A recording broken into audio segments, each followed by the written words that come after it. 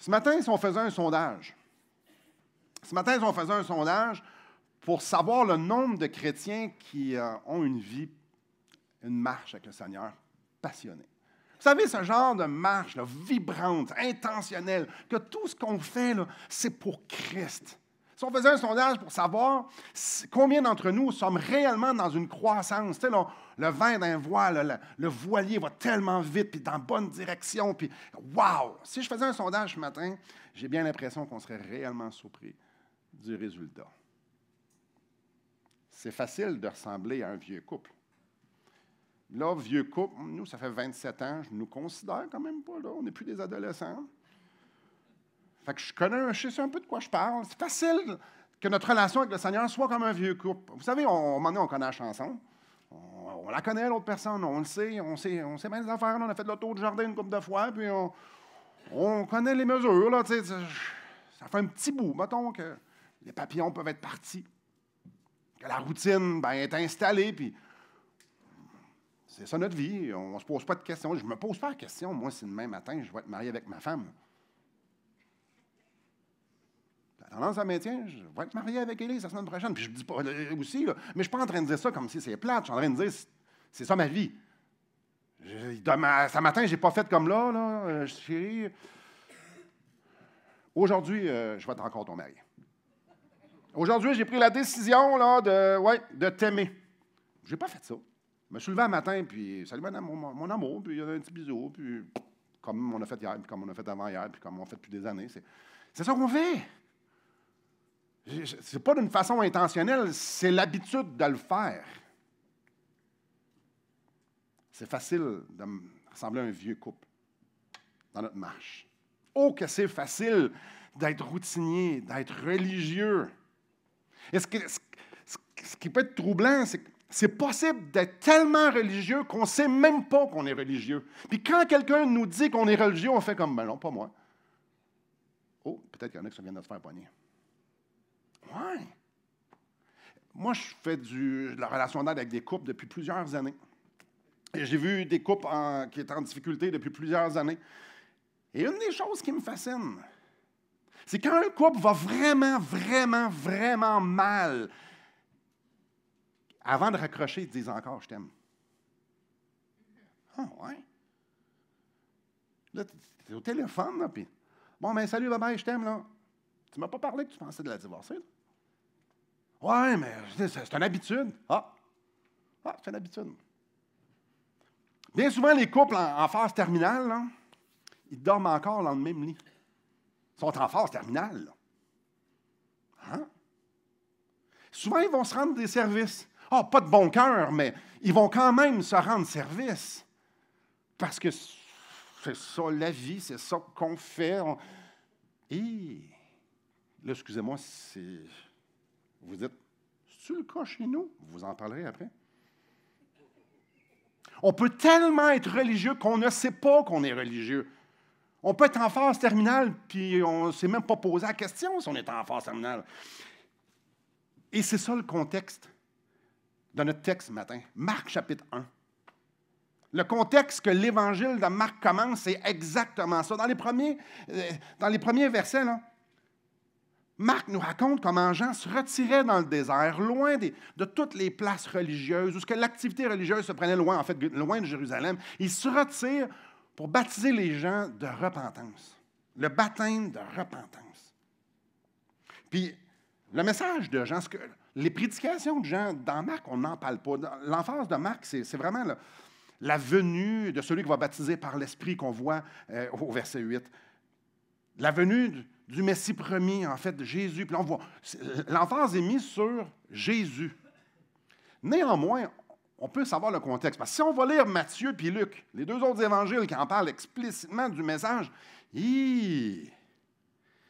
on apprend que Jean parle sévèrement à l'élite religieuse, sévèrement aux pharisiens et à tous ceux qui portent attention à leur religiosité, leur piété et tout ça.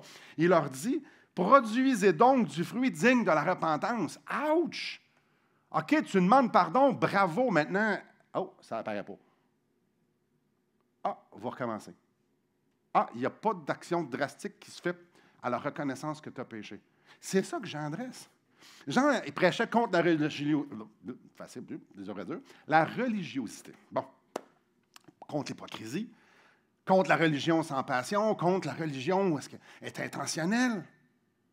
Puis au verset 14-15, ici dans Marc 1, c'est là que Jésus commence son ministère.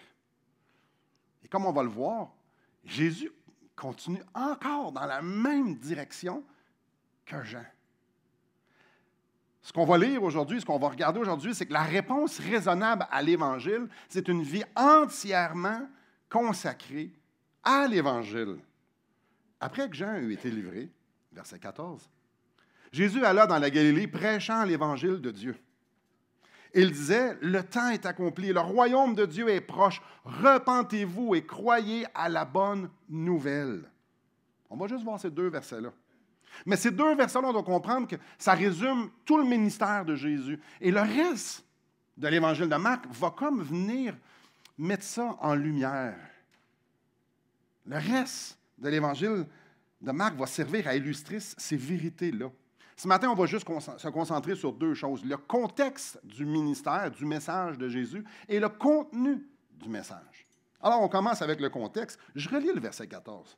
« Après que Jean eut été livré, Jésus alla dans la Galilée prêchant l'Évangile de Dieu. » Trois éléments ici. Le premier. Après que Jean eut été livré, Marc ne donne aucun contexte par rapport à ce que Jean a été emprisonné. Aucun contexte. Aucun contexte reliant nécessairement au message, aucun contexte concernant l'événement. Il mentionne brièvement au chapitre 6 les raisons. Mais au chapitre 6, ici, rien du tout. Et on va se souvenir que le ministère de Jean était gros. Jean, c'était un big dans la Bible. Là. Un gros. Il prêche un message qui résonne profondément avec les cœurs. Et beaucoup de cœurs. On lit le verset 5. Tout le pays de Judée et tous les habitants de Jérusalem se rendaient auprès de lui. Et confessant leurs péchés, ils se faisaient baptiser par lui dans les eaux du Jourdain. Et il y avait un gros ministère, Jean. Il a baptisé quoi? Des centaines? Des milliers de personnes? Il y a des milliers et des milliers de personnes qui l'ont entendu prêcher. Jean, c'est une personne gigantesque dans le Nouveau Testament. Il prophétise la venue du Messie. Mieux, il baptise le Messie. Jean est un serviteur de Dieu reconnu dans son temps, même par Jésus. Alors, on peut se poser la question, mais pourquoi Marc ne fait pas de mention des événements entourant le fait qu'il s'est fait mettre en prison? Pourquoi Marc passe si rapidement sur ça? Mais c'est dramatique. C'est dramatique, Jean. Il est dans la même famille que Jésus. C'est un prophète majeur dans l'histoire de la rédemption, dans l'histoire de l'humanité. Et Marc dit, bon non, ça ne vaut pas la peine d'en parler beaucoup. C'est dramatique. En fait, la raison pourquoi il en parle si peu, c'est parce que Marc, lui, ce qu'il veut souligner, c'est que Jean était juste là pour annoncer. C'était ça sa job. C'était ça son rôle. C'était ça sa tâche. C'était ça sa responsabilité. Il était seulement celui qui criait dans le désert. Il était seulement celui qui était là seulement pour préparer le chemin du Seigneur. Alors, aussi grand que Jean a pu être, c'était vrai qu'il n'était même pas digne de délier les courroies des souliers de Jésus. Il n'était rien. Jean n'était rien à côté de Jésus. Alors, si Jean n'était rien à côté de Jésus, alors pourquoi qu'on en parle? Ah oui, OK. Pourquoi Marc, s'il dit, bon, après que Jésus eut été livré, oui, ça nous met un peu en contexte, mais on ne sait pas combien de temps Jésus et Jean ont été ensemble. On sait pas, ça ne nous place pas dans le temps. Il y a deux informations qu'on peut réellement savoir. La première, bien, la job de Jean est finie. Ah, OK. Son rôle est terminé. Jésus fait son entrée, donc celui qui annonce celui qui va rentrer, on n'a plus besoin de lui. C'est simple. Jésus est là. La deuxième chose, je vous amène au verset 1. Commencement de l'évangile de Jésus-Christ, Fils de Dieu. Et là, ici, on voit l'histoire de Jean brièvement. Commencement de l'évangile. La prédication de l'évangile, le mot évangile, bonne nouvelle, même chose, Prêcher la bonne nouvelle de Dieu, c'est un chemin de souffrance. L'expression ici, été livré. Être livré. C'est l'expression que les Juifs et les Grecs utilisaient pour parler de quelqu'un qui se faisait martyriser. Donc, il se faisait livrer à être martyrisé. Et c'est aussi la même expression que Marc va utiliser 3 fois dans le reste de son évangile en parlant du sacrifice de Jésus. Être livré. Jean, après avoir eu un ministère de prêcher l'Évangile, a été livré. Et Jésus fait son entrée et il va être lui aussi livré. Tout le contexte des 15 premiers versets, c'est à propos de l'Évangile. Et ici, Marc veut souligner quelque chose. Jean-Baptiste a payé le prix d'avoir dit la vérité. Ça lui a coûté quelque chose. Et Marc va développer ce thème-là tout au long de son évangile. Ça coûte quelque chose de prendre position pour Christ. Marcher pour Christ, ça coûte ta vie. Marc écrit à qui? Marc n'est pas juste en train d'écrire l'histoire, une biographie de Jésus. Marc est en train d'écrire aux chrétiens de Rome.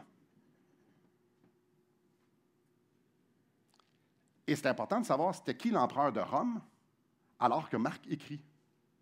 Parce que l'empereur de Rome, nous, les premiers ministres changent, ça ne change pas grand-chose, on se fait plus taxer, moins taxer. C'est la même poutine, non? Mais dans ce temps-là, un changement d'empereur, ça pouvait dire quelque chose. Et l'empereur qui était là, qui gouvernait pendant que les chrétiens reçoivent l'Évangile de Marc, c'était Néron, l'empereur. Bon, certains font comme, oh, d'autres font comme, qui? Néron est un grand empereur. Il est surtout reconnu pour haïr viscéralement les chrétiens. Je vous raconte juste une chose. Une des choses qui démontre sa haine envers les chrétiens, c'est que lui faisait des grandes fêtes, son empereur. Il y avait un grand palais et tout ça, il devait en avoir plusieurs. Et ce qu'il faisait dans ses jardins, évidemment, il n'y avait pas d'électricité dans ce temps-là, il y avait des poteaux. Puis sur les poteaux, ben, il attachait des chrétiens, les enduisait de résine, et quand venait le soir, il les allumait pour pouvoir illuminer ses jardins durant la fête. Alors, les gens qui reçoivent l'Évangile de Marc, ben, c'est les frères, c'est les cousins, c'est l'ami de ceux qui se sont fait brûler peut-être la semaine passée. Alors, pour eux, ça veut dire quelque chose de différent pour nous. Jean a prêché l'Évangile et il a été livré. Et là, Jésus prend le bâton. Et je vais juste le relire. Après que Jean a été livré, Jésus allait dans la Galilée prêchant l'Évangile. Donc, Jean est arrêté et Jésus prend le bâton. Vous savez, les courses à relais. Jésus prend le bâton. Et tout le long de l'Évangile de Jean, on va voir que Jésus, il prépare ses disciples à reprendre le bâton. Et de fait, on connaît l'histoire. On le sait qu'ils ont repris le bâton, puis qu'eux autres aussi ont été livrés. Ça, c'est la première chose qu'on voit au verset 14. La deuxième chose, le deuxième élément qui nous place en contexte, le ministère de Jésus, le message de Jésus, c'est que Jésus s'en va en Galilée. En gros, il s'en va faire le ministère à la maison. Il s'en retourne chez eux. C'est de là, lui, qui vient. Puis la Galilée, nous, on l'entend. Hein, Galilée, c'est quand même prestigieux. Non, pas du tout. Non, Galilée, c'est comme la pire région. Là. Ah, il n'y a rien de bon qui vient de Galilée.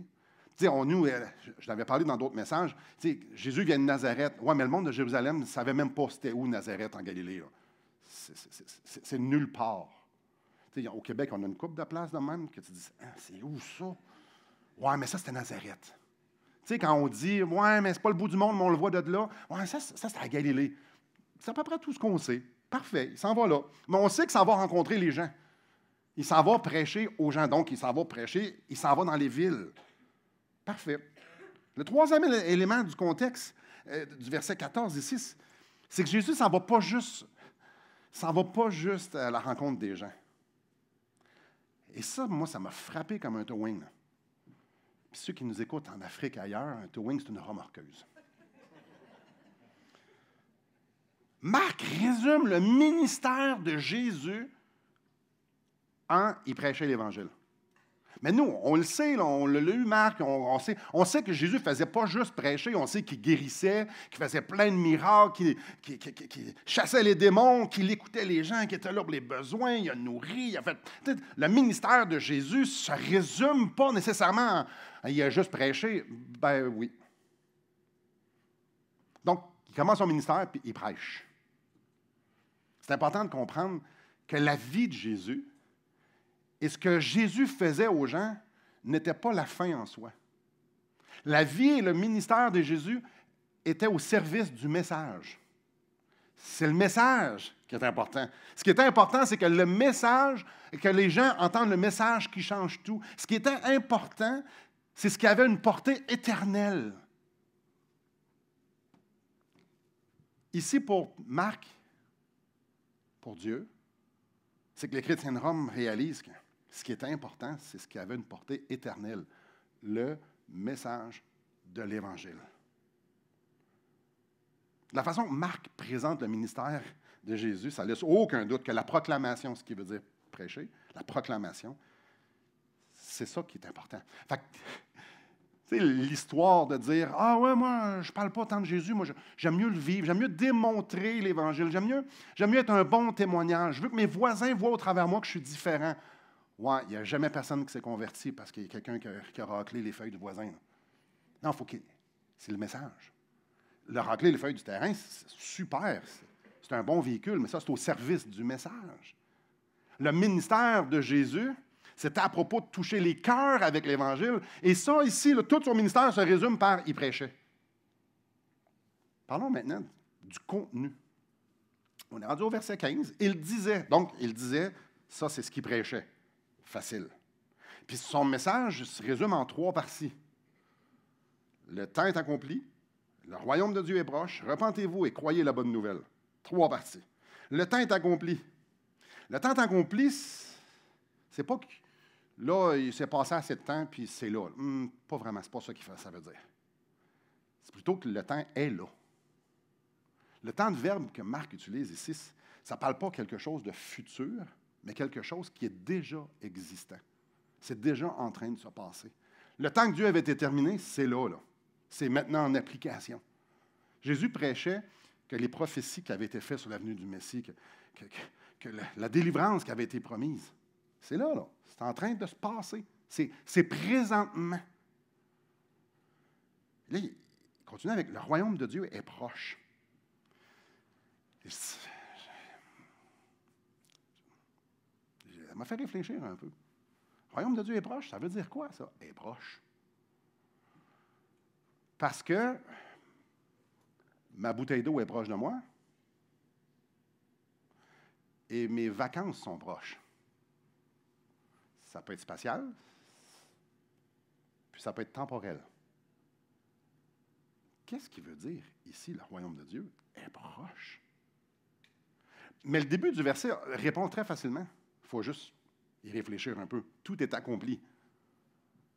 Fait que si tout est accompli,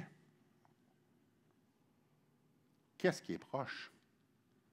Sais-tu que c'est loin puis ça va se rapprocher ou que c'est là? Bien, si tout est accompli, c'est que c'est là. Mais qu'est-ce que Jésus veut dire?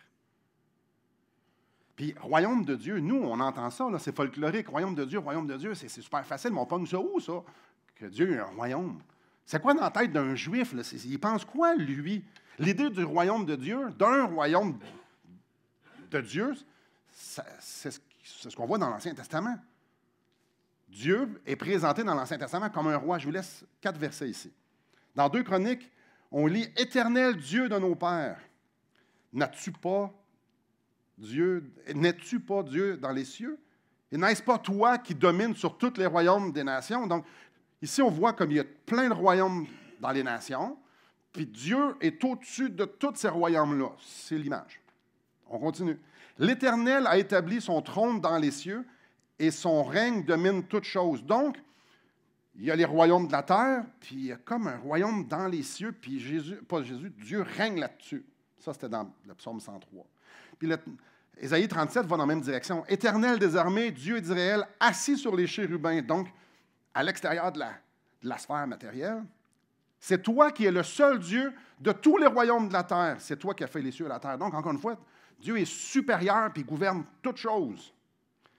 Dans Malachie 1, car je suis, donc il se présente lui-même, je suis un grand roi. Et ça, l'image, lui, il sait ce que les êtres humains pensent. Je suis un grand roi, donc il y a un royaume, puis moi, je suis le roi du royaume. Dit l'Éternel des armées. Et mon nom est redoutable parmi les nations. Alors, dans la tête d'un Juif, un royaume, ben, ça a un roi. Dans la tête d'un Juif, quand il entend le royaume de Dieu est proche, avec tout est accompli, le roi est ici. Le roi est physiquement proche de nous. Parler d'un royaume à venir comme quelque chose de nouveau qui va arriver. Alors, le royaume de Dieu va arriver. Ouais, non. Non, je vous dis pourquoi. Parce que si le royaume de Dieu doit arriver, ça veut dire que Dieu va devenir un roi. Oui, ça veut dire que Dieu va devenir quelque chose qu'il n'est pas. Comment Dieu peut changer s'il est immuable, donc ne change pas? Si je vous ai perdu, Dieu ne change pas. Alors, si Dieu ne change pas, il ne peut pas devenir quelque chose. Il ne peut pas acquérir quelque chose alors qu'il possède déjà toute chose. Dieu a toujours été roi et sera toujours roi. Dieu a toujours régné et restera. Donc, le royaume à venir, oui. Mais nous, est-ce qu'on voit Dieu régner présentement?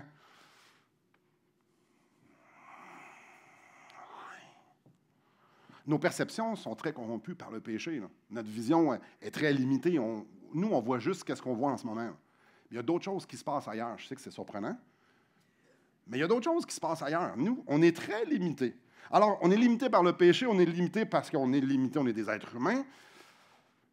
Mais la parole de Dieu nous dit qu'un jour, on va voir parfaitement les implications que Dieu, c'est un roi et qu'il y a un royaume. Alors, oui, il y a une perspective qu'il y a quelque chose de futur. Mais la perspective de quelque chose de futur, ça va être nouveau pour nous.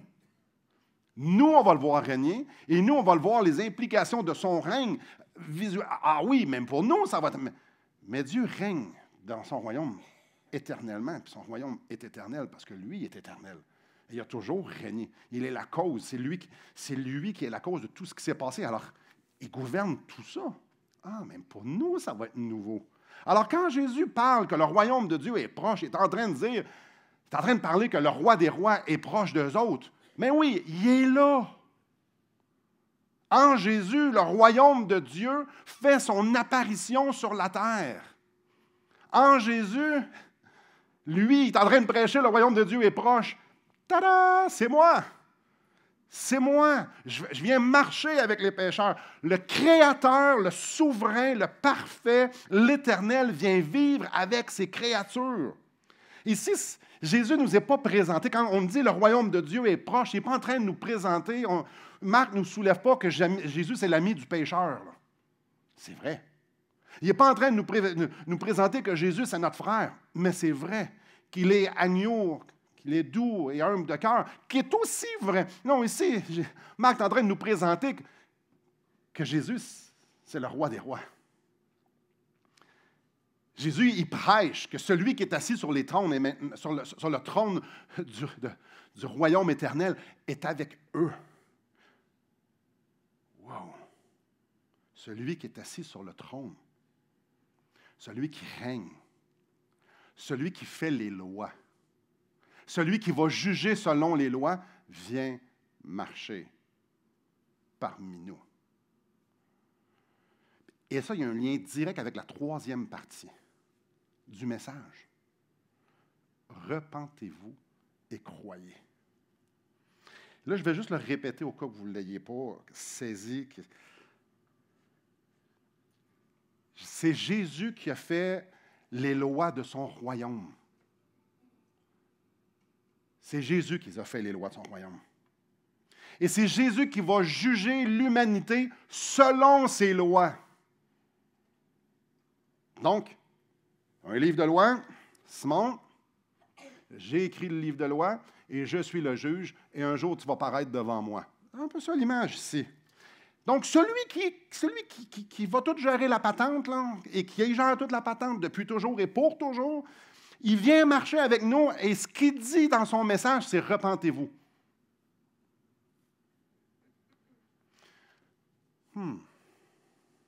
Si Jésus prêche la repentance à tout le monde, alors si ce matin vous pensez que le chapeau ne vous fait pas, le chapeau vous fait.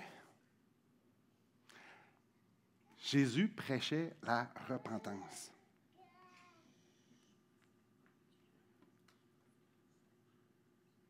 Ça veut dire que chaque être humain doit en tout temps sentir qu'il est 100% inapte dans le royaume de Dieu. C'est Jésus qui sait toutes choses, puis qui vient, puis que c'est lui qui juge, puis c'est lui qui règne, vient nous dire, nous les êtres humains, repentez-vous. On doit comprendre que si on doit se repentir, ça veut dire qu'on est 100% du temps dans le champ.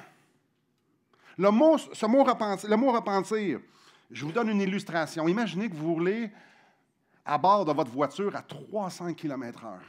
Là, j'ai vraiment peur, à cause de ma voiture. Mais imaginez, votre voiture, 300 km/h. Est-ce que ça va vite? Et puis là, à 300 km/h, vous voyez un mur de ciment devant vous, à grandeur. Puis là, on vous le dit à la radio, il y a un mur de ciment devant vous. Vous faites comme, c'est écrit dessus, tu vas foncer dans le mur de ciment. Et ça va faire ce que ça va faire.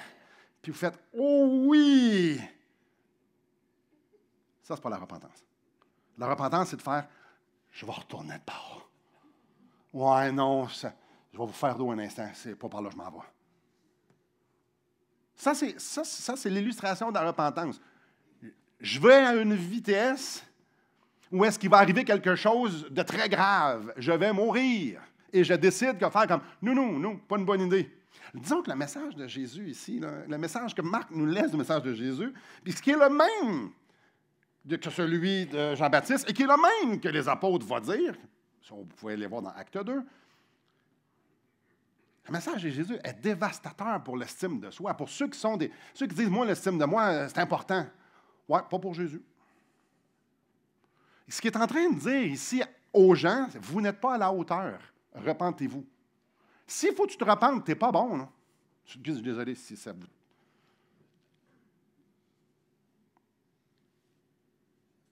S'il faut que tu changes de chemin, c'est parce que tu es dans un mauvais chemin. Fait que si tu penses que tu es bon, il dit repens-toi. C'est pas bon, ça? C'est pas bon. Ce qu'il est en train de leur dire ici, c'est personne n'est à la hauteur. Votre religion n'est pas bonne. Votre dévotion n'est pas bonne. Votre zèle n'est pas bonne. Votre sincérité n'est pas bonne. 100% des hommes sont 100% déficients, ineptes, incapables dans le royaume de Dieu. Ça, là, il y a un mot théologique pour ça, ça s'appelle la dépravité totale de l'homme. Il n'y a absolument rien de bon dans l'homme. C'est pour ça que dans Romains 3, on lit « Nul n'est intelligent, nul ne cherche Dieu ». Bref, on est tous nuls. Mais c'est pas moi qui vous le dis, là. C'est ça qui est écrit. OK? Fait qu'on peut-tu enlever de notre vocabulaire estime de soi? Il y a autre chose à utiliser. Ce que Christ dit de moi, c'est là-dessus que je devrais me reposer. C'est là-dessus que ma confiance devrait venir. C'est qui je suis en Christ que je devrais... L'estime de moi, si je me regarde dans le miroir et je n'aime pas ce que je vois, Dieu non plus. Mais quand je m'accroche à Christ, là, il y a espoir. Il y a espoir. Ce que Marc dit ici, c'est percutant. Le Créateur, le juste juge, est venu dire « J'ai un problème avec toi ». Quand Jésus dit « Repens-toi, repentez-vous », j'ai un problème. Moi puis toi, il y a un problème. Puis à chacun d'entre nous, parce qu'il prêchait ça aux foules, tout le monde. Mais ce qui est terrifiant, c'est qu'on sait que Jésus connaît nos cœurs. Il connaît bien plus de choses à propos de nous que nous, on connaît des choses à propos de nous. Puis Jésus dit aux gens, j'ai un problème avec toi. Ça ne marche pas. Puis ça, il s'adresse à... aux pharisiens, il s'adresse aux gens du peuple, il s'adresse à la petite madame pieuse, au petit monsieur qui sert tout le monde. J'ai un problème avec toi, avec toi, avec toi, avec tous les êtres humains. J'ai un problème avec vous. Ça doit changer. On se sent bien, hein? Oui, mais ça, c'est la vérité. Quand le roi dit « repens-toi », il n'y a pas de place où je peux me cacher. Là. Ouais, mais on va s'arranger ensemble. Non, il est venu pour s'arranger avec toi. C'est là. OK? Mais Jésus n'a pas juste dit « repentez-vous ». Il y a le reste. Croyez à la bonne nouvelle. Oh, OK, il y a de l'espoir. Mais qu'il y a de l'espoir. Croyez à la bonne nouvelle. Croyez en l'Évangile. Bon, je répète, Évangile, bonne nouvelle, même mot. Croire. Parlons de croire maintenant. Et suivez-moi bien. Ça, si vous ne me suivez pas bien, vous me prenez hors contexte, ça se peut que ça sonne bizarre. Ici, Marc ne parle pas d'inclure l'Évangile dans notre système de valeurs, comme une genre de croyance. Au Québec, ça a été très populaire de dire « Moi, je suis telle religion, mais pas pratiquant. » Si tu ne pratiques pas, tu ne l'as pas. Là. Moi, je conduis mon auto, mais je ne suis pas dedans. Non. Non. Non, non, non. Non, non, non, non, non, non. J'ai des enfants, mais j'en ai pas. Non, non, non. Tu ne peux pas être chrétien non pratiquant. Parce que si tu ne pratiques pas, tu n'es pas ce que tu es. Ça ne... Non. Parce que le mot chrétien veut dire pratiquant. Veut dire disciple, veut dire je suis. Je suis Jésus. Non, non, ça ne se peut pas. OK. Donc, ici, croire ne veut pas dire à un système de valeurs, à une croyance. Autre chose que Marc ne veut pas dire, que Jésus ne veut pas dire. De croire dans le sens de savoir. Je sais quelque chose qui est vrai. Là, c'est là que ça peut être un peu instabilisant. Moi, Simon Ouellet, je crois. Je suis convaincu.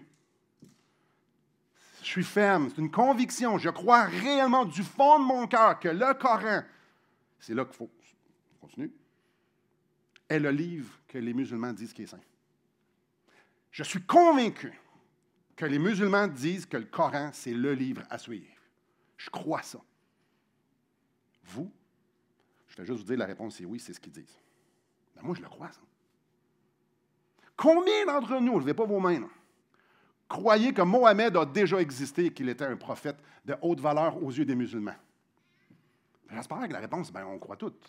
Oui, oui, c'est un fait historique. Il y a un Mohammed qui est venu. Puis, oui, oui, c'est vrai. Moi, j'y crois, en tout cas. J'y crois dur comme fer. Puis, je ne suis pas sarcastique, je ne suis pas ironique, je suis pas... J'y crois. C'est un fait historique. J'y crois. Combien d'entre nous voulez vous reposer sur les enseignements du Coran et de Mohammed? Parce que vous êtes convaincu que c'est la vérité. Parce que vous êtes convaincu que ça, c'est ce que vous avez besoin dans votre vie pour plaire à Dieu. Combien d'entre nous croyons qu'on est prêt à tout abandonner notre vie pour pouvoir suivre les enseignements de Mohammed puis du Coran? Oh, pelaille. Là, je débarque du train. Là, non, pas là, pantoute. Du tout. Parce que le mot ici, croire, on parle de faire confiance. On ne parle pas de savoir un fait. Je fais confiance. C'est pas pareil. C'est pas pareil. On parle ici de se reposer avec conviction. J'aime l'illustration que j'ai entendue, je ne me souviens plus trop où. Vous savez, l'hiver, un beau lac, je pense que je l'ai dit il n'y a pas si longtemps, un beau lac, bien gelé, là. En plein mois de février, ça fait au-dessus d'un mois qu'il fait moins 20. On se comprend, en Afrique, je suis désolé, ça peut être un peu flou, mais la glace est épaisse, pas mal. Nous, on le sait qu'on peut même aller en camion, puis même 20 camions un à côté de l'autre, puis la glace va soutenir. Mais pour les besoins de la cause, il n'y a pas de camion. Pour les besoins de l'illustration, il n'y a pas de camion. Vous êtes sur le bord de la berge, et vous regardez la glace. Je sais que la glace va me soutenir. Je le sais. Puis en Afrique, là, vous le savez maintenant parce que je viens de vous le dire. La foi, ce n'est pas de savoir ce fait-là. La foi, c'est de dire, je vais aller marcher sur la glace. Qu'est-ce qui est fort, ma foi ou la glace? C'est la glace.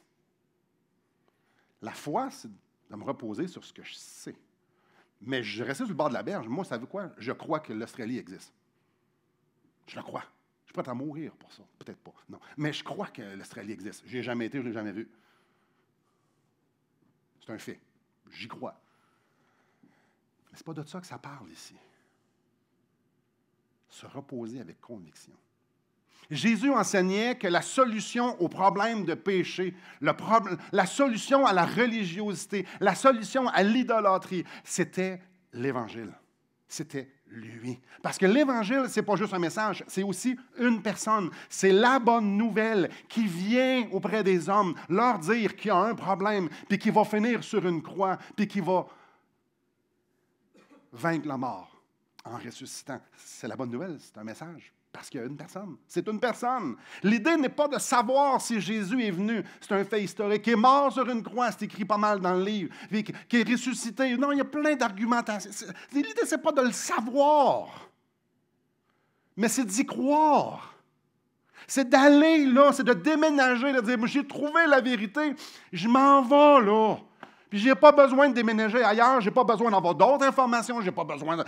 Jésus, c'est suffisant, son sacrifice, c'est suffisant, ce que la Bible me dit, c'est suffisant, le tombeau vide est suffisant. Je déménage ici, parce que ça, c'est assez solide pour moi. Ça, c'est croire. Savoir que Jésus est mort sur la croix. Tout le monde sait ça, à part ceux qui ne le savent pas.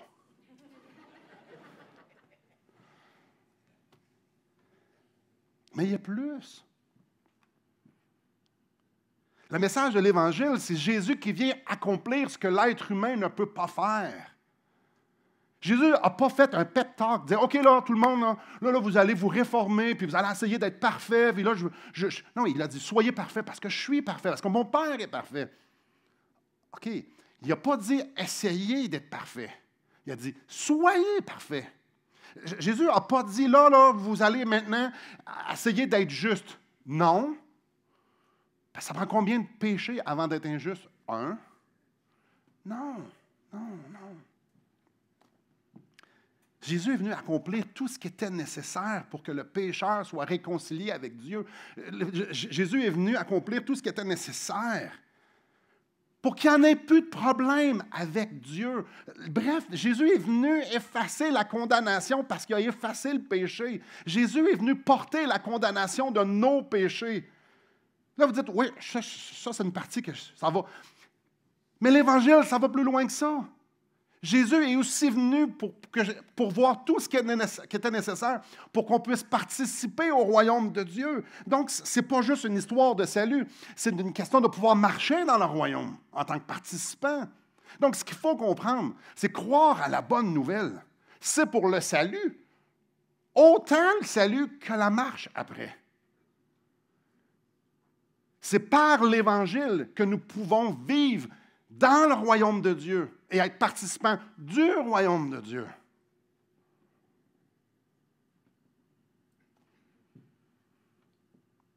C'est tellement facile de dire, bien là, maintenant, j'ai ma carte de sortie de prison sans frais, j'ai fait une prière, maintenant, oui, je crois en Jésus, puis je vis tout croche après. Non, ça, c'est pas l'Évangile. Non, ça, c'est pas l'Évangile. On me dit que j'étais pour être guéri, que j'étais pour être prospère, là, que j'ai dit oui, oui, Jésus est mort pour mes péchés, oui, je suis pécheur, parfait, là, ça va mieux aller. Non, ça, c'est pas l'Évangile. L'Évangile va te coûter ta vie. Non, l'Évangile, c'est pas, ben maintenant, j'acquiesce, oui, je sais, je crois, ça me fait mon affaire, oui, je sens de l'insécurité aller en enfer. Jésus est là, ça me va, maintenant, je vais vivre comme je veux. Non, ça, c'est pas l'Évangile. Parce que le royaume de Dieu est venu près de nous. Donc, c'est un roi. Le roi ne fait pas comme non, tu vis comme tu veux. Là. Non. Parce que le royaume dans lequel on est pris, c'est un royaume qui est ennemi du royaume de Dieu. Alors, on ne peut pas, d'une façon facile et légère, dire non, je vais rester, moi, dans le royaume qui est en abomination devant toi, puis dire que non. L'entièreté de la vie doit être vécue dans la repentance. Je ne peux pas juste dire, je vais me repentir de mes péchés pour le salut, mais pas du reste. Non, non, l'entièreté de ma vie a besoin de repentance, que ce soit dans mes relations, dans ma gestion de l'argent, que ce soit dans ma gestion du temps. L'entièreté de ma vie a besoin de repentance parce que l'entièreté de ma vie est dans le champ. Alors, la repentance, ce n'est pas juste pour le salut. Et la repentance, il ne faut pas arrêter là. La conviction que Jésus est la solution, c'est une conviction qui continue. C'est une conviction que la foi va avec la repentance. Ça ne se dissocie pas. Parce que si je dissocie la repentance de la foi, ce n'est plus de la foi. Aïe, aïe. Les deux vont ensemble. Jésus a dit, repentez-vous et croyez. Croyez à la bonne nouvelle. L'entièreté de nos vies. Là, je nous ramène ça à nous autres. Et peut-être qu'il y en a d'entre vous qui disent, ben là, il s'adresse à des non-croyants. Non. Non. Marc écrit ça à des chrétiens.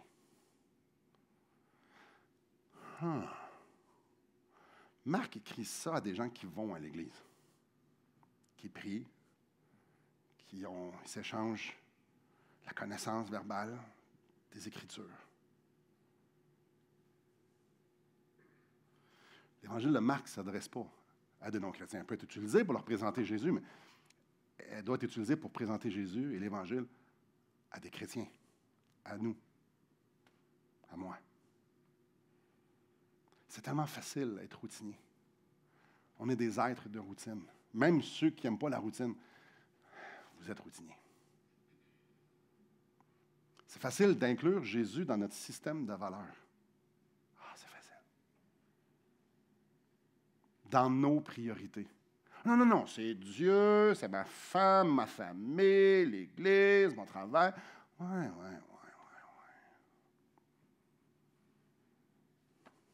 Ça, sur papier, c'est beau, là. Dieu en premier, on peut-tu partir du début et dire qu'on ne l'a pas l'affaire? Fait que si quelqu'un dit, non, moi, Dieu est en premier dans toutes mes priorités, non, Jésus vient d'établir que non. Naturellement, on ne met pas Dieu en premier. Donc, c'est très facile. On a tout en dedans de nous qui désire que Jésus soit juste une autre priorité dans notre système de valeurs. Je ne sais pas pour vous, mais c'est facile pour moi de mettre les limites de la place que Jésus va prendre dans ma vie. Finalement, ce n'est pas conscient. Là. Non, ça, je ne vais pas te... Ah non. Ça vous arrive, vous, des fois, de lire la parole de Dieu puis faire comme... Oh. Ou d'entendre un message puis faire... Oh, ouais, moi, je ne suis pas là. Ou d'avoir sur votre conscience quelque chose puis faire non, je ne le ferai pas. Ou de savoir qu'il faut que vous fassiez quelque chose puis vous ne le faites pas. Si la réponse est non, vous viendrez me voir après. Vous avez des problèmes de mensonge avec vous-même. Parce que Jésus dit, repentez-vous. Ouais. C'est tellement facile de mettre des limites à nos sacrifices. Quand, comment, avec où. De nos engagements. C'est nous qui décidons où. Là, c'est assez. Puis des fois, on va dire, oh, mais j'ai des barrières, il faut se mettre des limites. Oui, il faut se mettre des limites. Il faut se mettre des limites ou c'est Jésus qui nous met des limites? C'est qui décide des limites? C'est qui décide où est-ce que je sers puis où est-ce que je ne sers pas? C'est qui décide avec qui je sers puis avec qui je ne sers pas? C'est qui? C'est-tu moi ou c'est lui? Oh. Ouais. C'est tellement facile de mettre des limites à nos souffrances. Ah là, ça c'est trop. Comme si on avait le pouvoir d'arrêter de souffrir.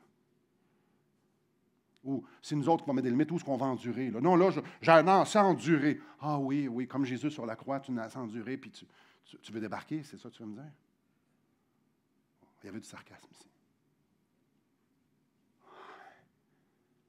Jésus, notre priorité. Quand c'est donc facile pour certaines personnes de penser qu'ils ne sont pas à la hauteur. Vous savez, c'est jamais assez. Moi, je ne suis pas à la hauteur. Puis aussi, en même temps, de dire que je suis bon, les mondes devraient penser comme moi. Ah non, on ne dira jamais ça. Mais quand on dit, hey, s'il faisait ça, ça serait tellement mieux. Fait on est comme les deux. Non, je ne me sens pas à la hauteur, mais il faut que j'en fasse assez pour prouver que je suis correct, à moi ou aux autres. On a tellement des hautes opinions sur ce que les autres devraient faire, comment ils devraient penser, puis ce que le Seigneur devrait leur avoir montré déjà. On est bon là-dedans. C'est tellement facile de se comparer.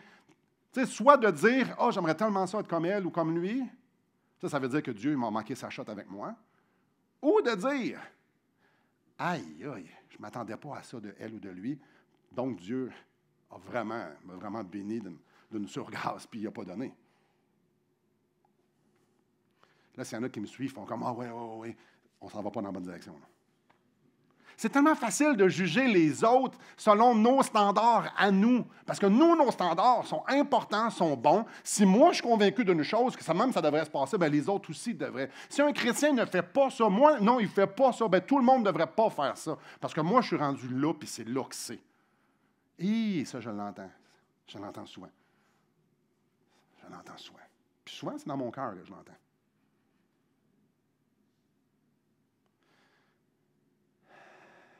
Que c'est facile, que lorsqu'on n'atteint pas nos standards, on se sent cheap devant Dieu. Que c'est facile que lorsqu'on pêche contre les autres, en fait, contre Dieu, auprès des autres, je répète ça, que lorsqu'on blesse les autres, on se sent bien plus cheap auprès de l'autre qu'auprès de Dieu. Pourtant, c'est lui, contre lui qu'on a péché. C'est facile, là, lorsque on a l'impression qu'on n'a vraiment pas été à la hauteur de ce qu'on aurait pensé. On a l'impression qu'il faut faire pénitence. Avoue, je dois être le seul. Quand je dis pénitence, là, le monde, pas le fouet. Je ne parle pas du fouet. Là. Je suis en train de dire qu'il me semble que je devrais prouver à Dieu que là, ma repentance est sérieuse, que je vais lire plus, je vais prier plus, je vais me ressaisir un peu avant d'aller demander quelque chose d'important ou avant d'aller faire un ministère important. Avant, peut-être qu'il y en a qui font comme de quoi qu'ils parlent, c'est correct. Vous n'êtes pas obligé de comprendre, vous avez d'autres choses.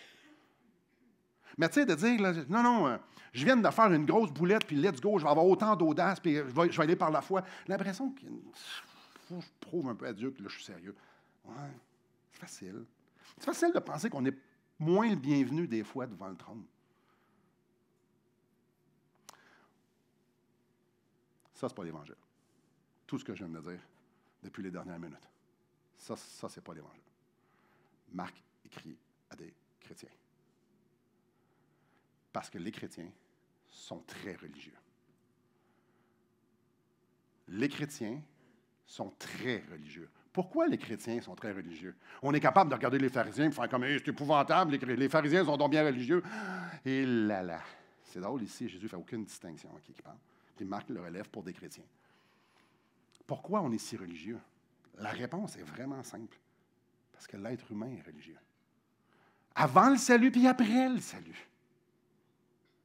Puis si vous pensez qu'après le salut, vous êtes moins religieux, c'est parce que vous ne savez pas l'étendue d'à quel point vous l'êtes avant et après. Je vous pose une question. Êtes-vous en train de grandir? Puis là, je sais que je m'adresse à des chrétiens. Des fois. Certains d'entre nous, là, ça fait au-dessus de 100 ans qu'ils sont sauvés. Là. Et je le sais qu'il y a du monde parmi nous qui ont fait des choses extraordinaires pour le Seigneur, puis que Dieu a fait des choses extraordinaires au travers d'eux. Êtes-vous encore en train de grandir comme un jeune chrétien? Là, je m'adresse surtout aux vieux. Là. J'ai des cheveux blancs. J'ai le droit maintenant.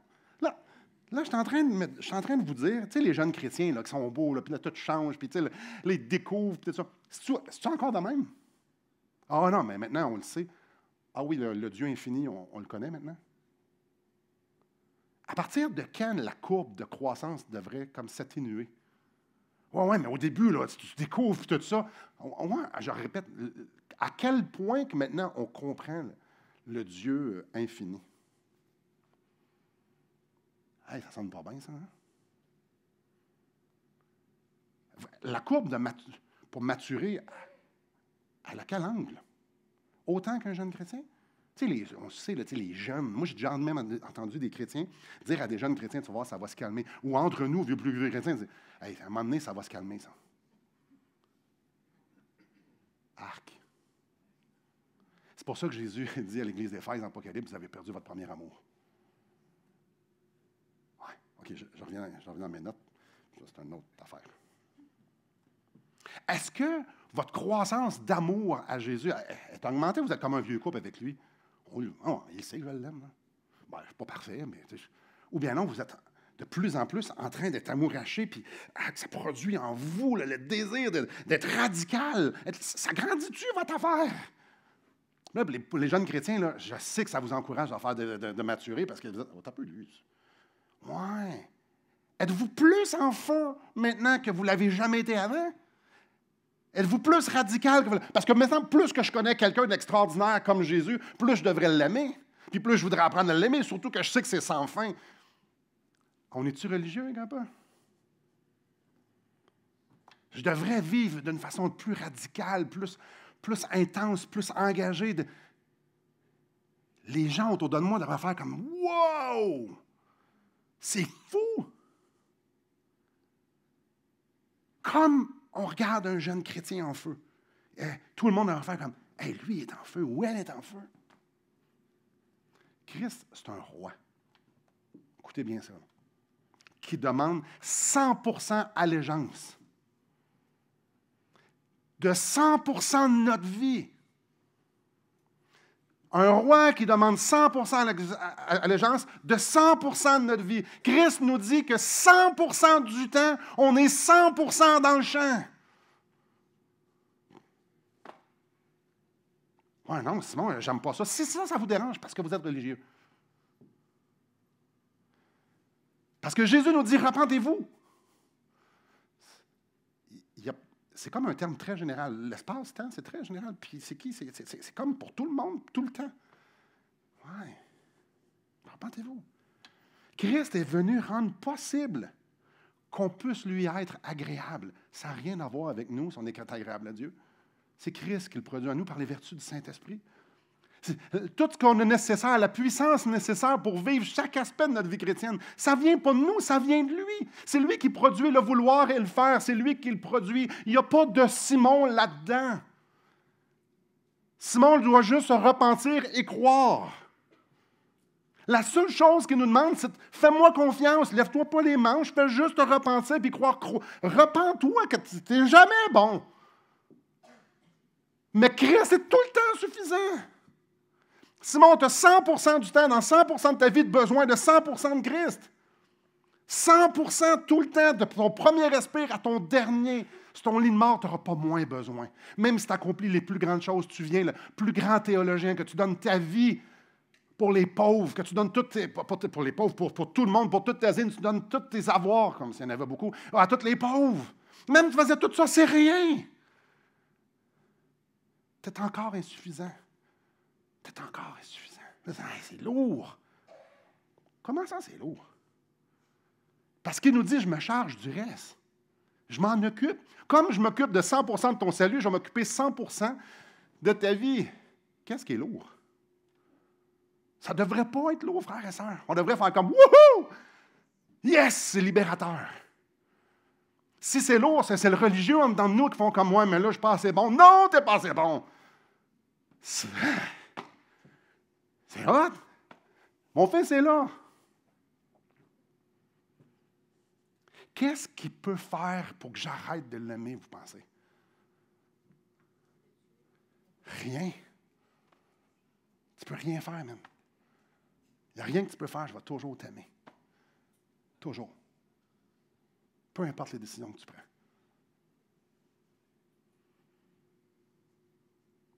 Puis moi, j'étais un père imparfait. Imparfait. Jacob, quand tu veux, viens me voir. Je vais toujours être là. Puis moi, j'étais un père imparfait. C'est une bonne nouvelle. Ce que Jésus est en train de dire, c'est, repentez-vous et croyez à la bonne nouvelle. La bonne nouvelle, on n'a pas besoin de rien éprouver, je n'ai pas besoin d'avoir d'estime de moi. Simon, justement, repens-toi, flush tout ça, viens me voir, je vais t'accueillir. Je vais t'accueillir pour ton salut, je vais t'accueillir pour le pardon de tes péchés, je vais t'accueillir pour la résurrection, je vais t'accueillir pour tout, Seigneur, pas Seigneur, Simon, je t'aime. C'est pour ça que je viens. Ah, le message de Jésus s'adresse aux cœurs qui sont assoiffés, pas à la partie de nous qui est religieuse puis qui veut savoir quoi faire. Je le répète, ça, Jésus s'adresse nos cœurs qui sont assoiffés et non pas à la partie de nous qui est religieuse puis qui veut savoir quoi faire. Jésus nous dit, je veux ton cœur. Coûte que coûte. Je le connais de toute éternité, ton cœur, Simon, c'est toi, je veux. Puis la croix démontre que je suis en connaissance de cause, j'ai tout fait. Alors viens vers moi. Dans tout, pour tout, frères et sœurs. Si ce matin vous dites, moi je ne suis pas capable, repentez-vous et croyez à la bonne nouvelle. Si vous dites, non, moi je suis capable, repentez-vous et croyez à la bonne nouvelle. Repentez-vous. Wow. Et ça, c'est une roue sans fin. Jésus parle d'un état de repentance et de confiance sans fin. Je me repens parce que j'y fais confiance, donc je me repens. Et c'est ça. Vive l'Évangile. Ça, c'est léger. Ça, c'est léger.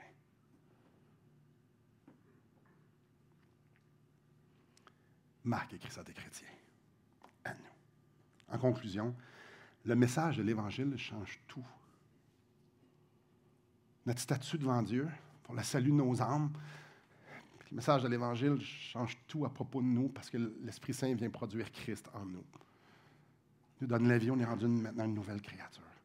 Le message de l'Évangile change tout. Parce que la réponse raisonnable à l'Évangile, c'est une vie consacrée entièrement à l'Évangile. Il y a une chose qu'il faut qu'on soit bien clair ce matin, que tout le monde parte. Dieu, Christ, ne veut pas être un vieux couple avec nous. C'est pas ça qu'il veut. Moi, je sais une chose. Je m'en doute pas mal. C'est quand je vais partir d'ici, il va y avoir une personne à côté de moi. Et je le sais qu'une des premières choses qui va arriver quand on va fermer les portes de la voiture puis que je vais le partir, il va y avoir une main qui va venir dans la mienne, celle de ma femme. Puis si elle ne le fait pas, je vais aller la chercher, c'est le premier.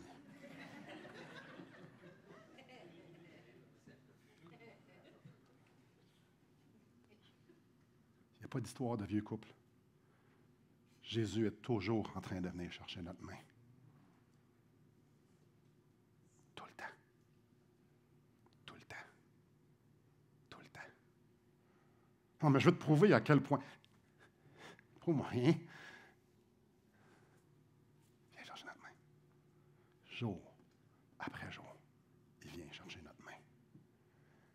Alors, si c'est pesant, vous avez besoin de comprendre l'Évangile. Si vous avez envie de sortir d'ici en dansant, vous venez de comprendre l'Évangile. On peut avoir des regrets de dire, ça fait tant d'années que je viens de comprendre. Ça se peut. Oh, frères et sœurs, on a un Seigneur qui connaît tout, puis qui nous dit,